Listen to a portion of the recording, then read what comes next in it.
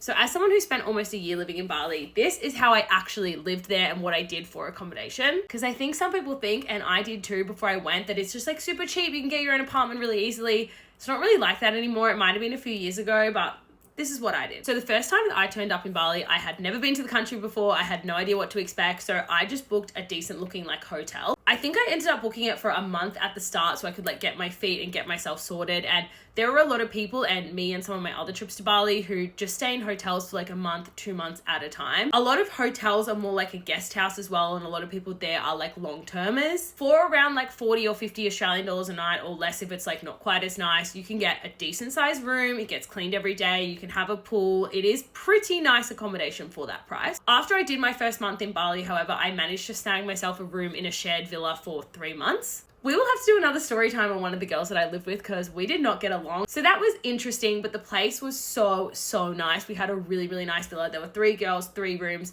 We had our own like separate kitchen and living area and a pool. And I'm pretty sure from memory that worked out about 400 Australian dollars a week, which does sound like a fair bit of money, but if you spent that in Sydney and Melbourne, you'd be literally living in a shoebox, and I was in a very nice villa. So hotel or guest house or renting your own place are basically the 2 options you have for accommodation if you do want to move to Bali. But one thing to note, if you do want to get a room in a villa or you want to rent out a villa to yourself, a lot of them are at least a month or up to like a year contract that you have to sign. So it's just not the best if you're kind of like not sure how long you're going to be there, what your visa is. So you kind of have to commit for at least 6 months to a year. Let me know any other Bali questions you guys have though.